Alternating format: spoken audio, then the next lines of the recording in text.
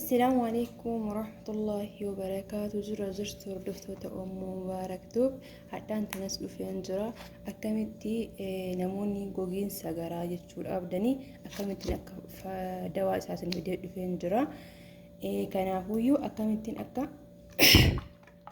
جوجين سجرا أقرب لسودان دينو نموني هدون جران كنا جباتا هدو تكلم الأكبا كان أبويو من أكملتي أكا دواء كان وجنو وجيل لالا قام الفيديو قلت يرجع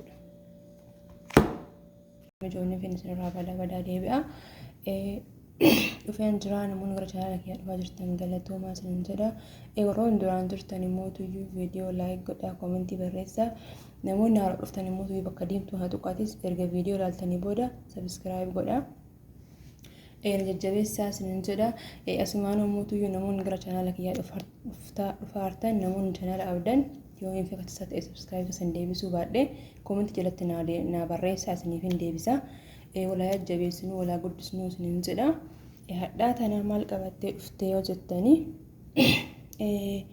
ركو كنا نموت هدتو همتا انس وان نمودتيدا وفي في ست فيدا الرافيه نما في سمن الرافيدا انس مال جنان اكو بكمو غوغين سغراتي googii sigaraa kan dhufu sababa garagaraa irraahi kanaafuu googii sigaraa yoo jedhamu garaan keenya ni jabaata yookiin immoo gizee gatteenus gatteessumni keenyas wanta akka shishii jechuudha. Wanta akka yeroo gatteennu yoo ta'e kun googii sigaraa jedhama jechuudha. Kanaaf maaltu furmaata hojjettanii furmaan isaa maalidha? Nu wajjumaan laalla.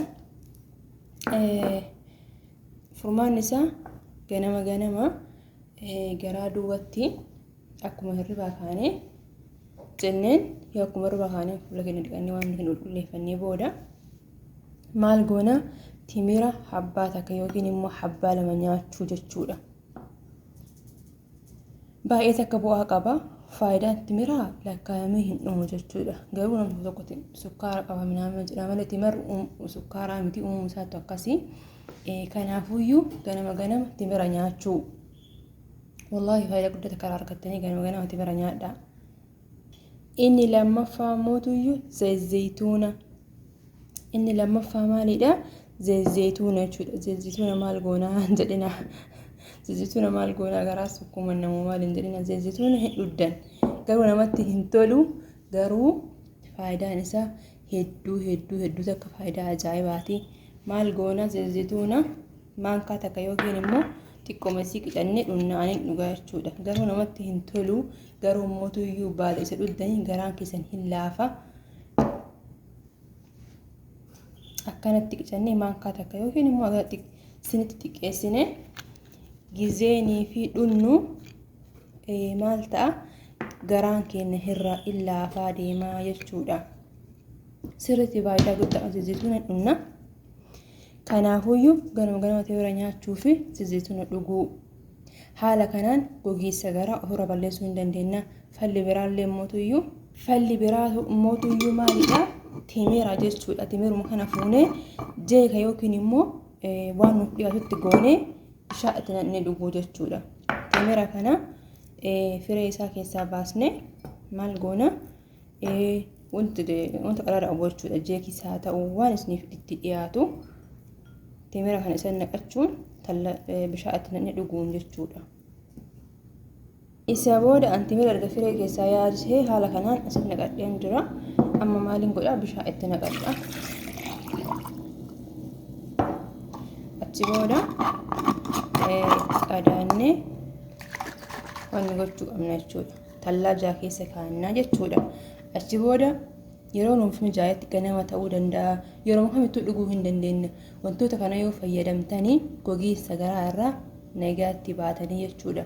Ammallee mootuyyuu nyaata ruuzaa baay'isanii nyaatina yaa'u beekamaadha biyya namaa keessatti wanti nyaatamu ruuzuma garuu irraa of qusadhaa.